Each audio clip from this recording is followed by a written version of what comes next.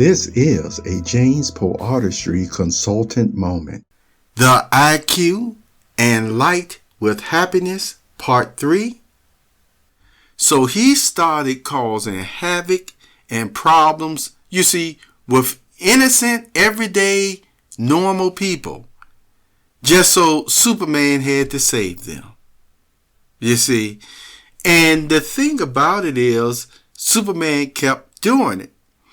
And he realized that it was Lex Luthor that was behind all these problems that he was causing with everyday civilians and citizens.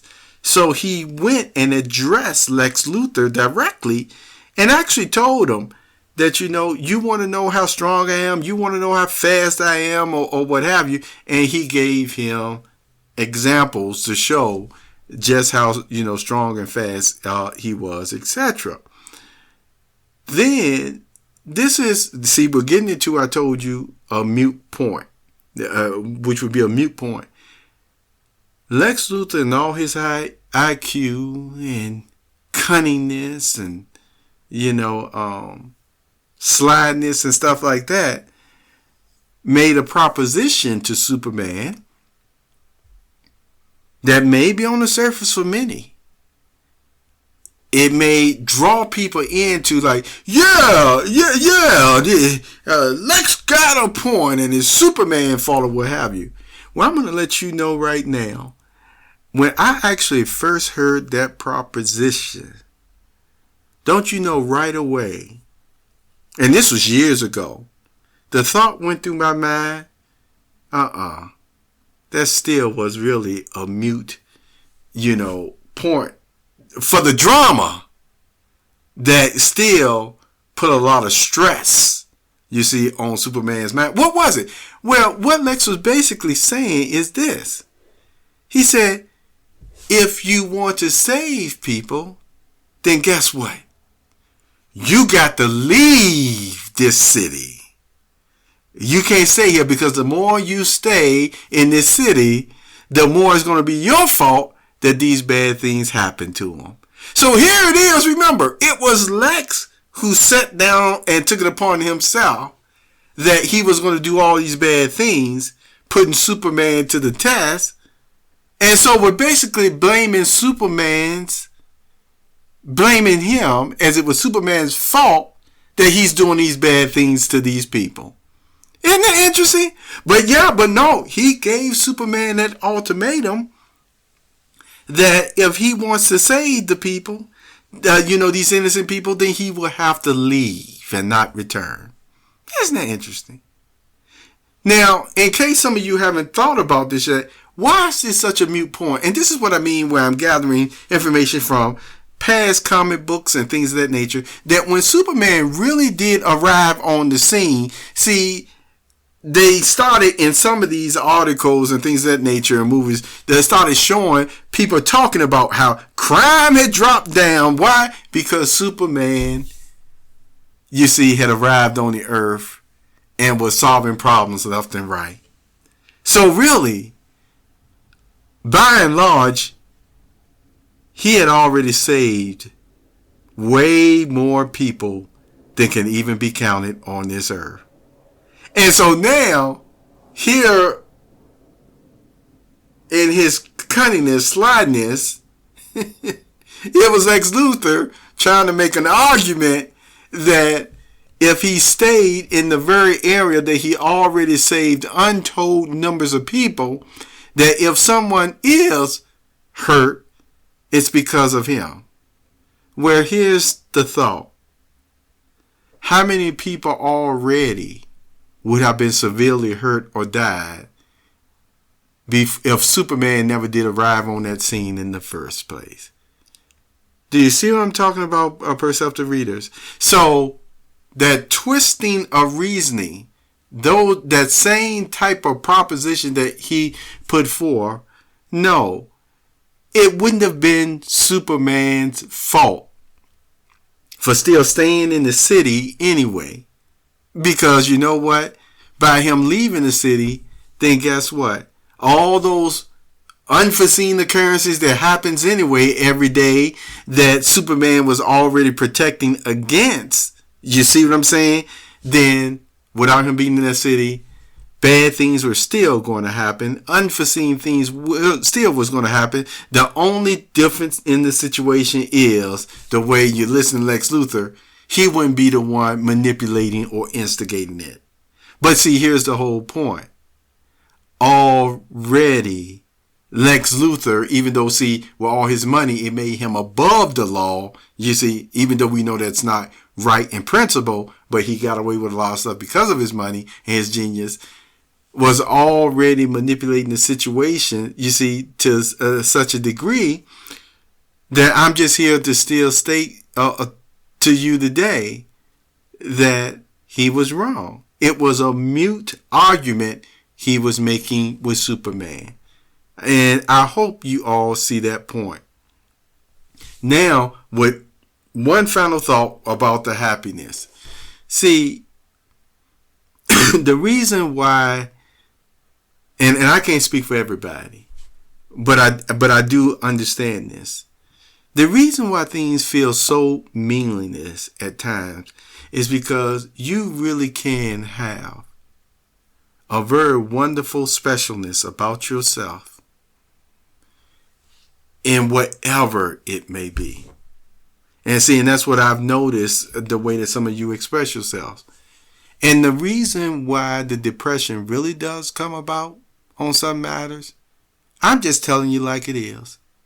It is because you have a lot of mindsets like Lex Luthor who you have to deal with. And I'm just telling you, just those type of mindsets just take the fun out of life when you have to deal with them constantly. You know, it's like that movie, The Giver. See, those type of Lex Luthor mindsets, remember, there was actually a scene in that book, in the movie The Giver, that it actually states the way that, you know, some of those, many of them were feeling, but there was a top administrator that just said, you know, whenever you give the people a chance, you see, to make decisions on this and that, or whether decisions of importance, and the administrator straight up said they always choose wrong.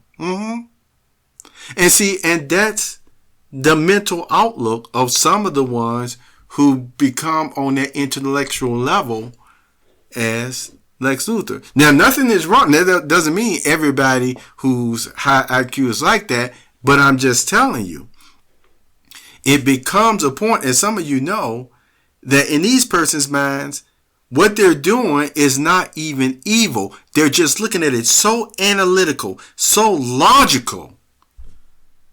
But then the aspects of what Jesus was talking about, of love and mercy, it goes out the window. And see, because according to their reasoning and factoring in certain matters, they say, well, we got this so planned out and purposely locked down to a cue to the way that people are in this way, in this type of box, in this type of personality. It fits into these categories. And we got them locked down to about 99%. So be damned, the 1% that don't fit into that type of view. Something is wrong with them. All because these individuals, and that's why I use the term OCD, which they're really not. Sometimes I told you I found OCD can be, again, just the way people focus on certain matters in life that's really important to them. And until they can get those certain matters taken care of, call it anxiety, call it whatever you want. No, they're going to keep on doing what they feel they need to do until it's accomplished. Why? Because it's just that important to them. That boils down to people's relationship with God. That boils down to people, personal relationships that they have with their mates, see, or friendships. Some would call it loyalty. All the same, I'm here to tell you right now today, in closing,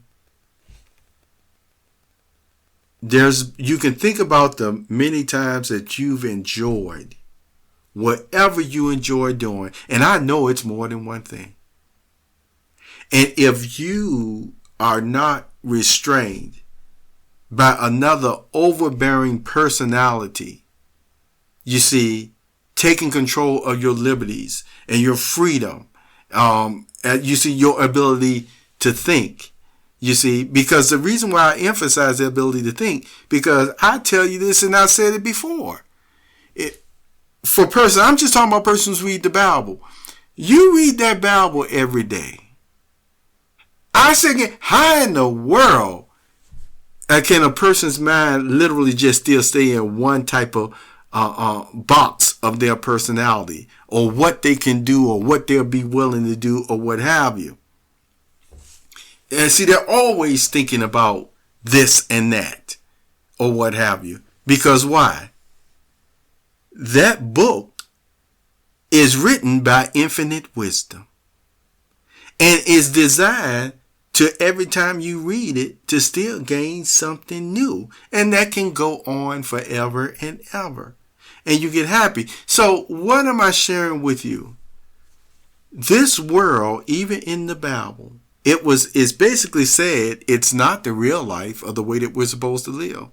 And I'm also going to tell you something else, that some of the ways some people perceive even what the real life is, where again it seems like it seem like it's more controlled than anything else. I don't even think it's on that aspect of that level of the way that some in their Lex Luthor mindset and of their giver mindset, that it really is even that way. It's like when they hear about unity, it's like, okay, when I think about unity, I think about love. Some persons, it seems like the way that they think about unity, they just think about control. In a very heartless way of control as well, where you find out that efficiency is still more important than love, where loopholes are more important, where I was going to say loopholes and BS, so I might as well say where loopholes and BS is even more important than the human life, and them just being happy when it's a total conscious matter and it ain't nothing wrong with what they're doing. So I'm here to tell you today, make no mistake about it. We can live forever. The technology that has advanced human life and living the quality of life that we even have today, where there is something even greater than that, and it's called the miracle of God, the miracle of Jehovah. He also promises that every single person in his new world will be happy. And they won't be happy just because I told you it's a gaslit statement that's made by persons again today that's always trying to say you'll be happy by taking away your rights and your dignity and stuff like that. See, that's gaslit. That's gaslighting. No. The type of happiness that God has already shown us, even what he did with the nation of Israel. He gives us gifts. He gives us land. You see? He gives us ownership. He gives us this and that. And the thing about it is, he gives us a personal relationship with him. Whatever we're lacking or feeling at times, he's going to fill that need. You hold on to your love. You hold on to your light. You hold on to your sanity. Sometimes some of you may feel that, boy, I went over here and over there with this discussion today in this video or that video, and you'll wonder if anybody caught every single thing and understood every single matter that you was talking about. And I'm here to tell you today, maybe call this person the OCD or what have you. But you know what? You make complete sense with everything that you're saying to this person. It's not even a misunderstanding here or there. Have a very wonderful day. Enjoy this month of March. And I hope you also will enjoy those special Bible readings that's going on at the James Poe Artistry website. Take good care of yourself. This concludes our discussion on this matter.